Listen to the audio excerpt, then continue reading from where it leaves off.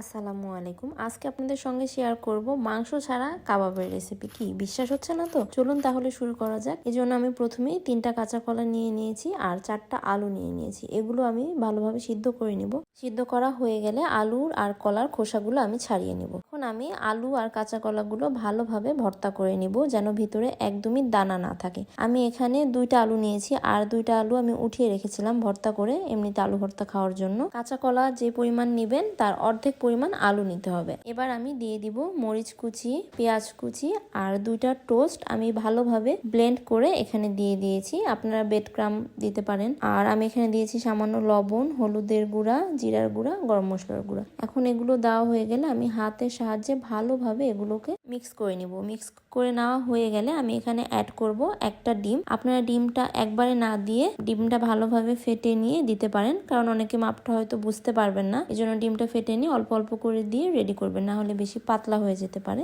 আর এখানে আমি দিয়ে দিচ্ছি 1 চা চামচ চালের গুঁড়া। চালের গুঁড়াটা দিয়ে আমি আবার ভালোভাবে সবকিছু হাত দিয়ে মেখে নিব। মেখে নেওয়া হয়ে গেলে আমি হাতটাকে ভালোভাবে পরিষ্কার করে নিব। তারপর হাতে সামান্য সয়াবিন তেল মেখে নিয়েছি, যেন কাবাবটাকে ভালোভাবে শেপ দিতে পারি, হাতে আটকে না যায়। এরপর আমি দেখতেই পাচ্ছেন কিভাবে কাবাবগুলো শেপ দিয়ে দিলাম। আপনারা চাইলে আপনাদের পছন্দ মতো যে কোনো শেপ দিয়ে নিতে পারেন। কাবাবটা সচরাচর গোলই হয়, এজন্য আমি এভাবে গোল গোল করে কাবাবের শেপগুলো দিয়ে নিয়েছি। আপনাদের সুবিধার্থে আমি আরেকটা কাবাব বানিয়ে দেখাচ্ছি। আমি একইভাবে সব কাবাবগুলো বানিয়ে নিয়েছি। আমার এখানে টোটাল 15টা কাবাব হয়েছিল। দেখে কিন্তু বুঝাই যাচ্ছে না যে এগুলো কাঁচা কলা দিয়ে বানানো হয়েছে, দেখে মনে হচ্ছে মাংসের কাবাব। এখন আমি একটি প্যানে বেশি করে সয়াবিন তেল দিয়ে দিয়েছি। তেলটা যখন একটু ভালোভাবে গরম হয়ে যাবে তখন একটা একটা করে আমি কাবাবগুলো সব দিয়ে দিয়েছি। আমি 2 ব্যাচে কাবাবগুলো ভেজে নিয়েছি, এক ব্যাচে সবগুলো কাবাব দেইনি। এখন উল্টিয়ে পাল্টিয়ে কাবাবগুলো ভেজে নিতে হবে। কয়েক সেকেন্ড পর পরই আমি কাবাবগুলো উল্টিয়ে পাল্টিয়ে নিব, এতে করে সব দিকে কাবাবের কালারগুলো একই আসবে। আমি যে প্যানে কাবাবগুলো ভেজেছি সেই প্যানটা একটু ছোট,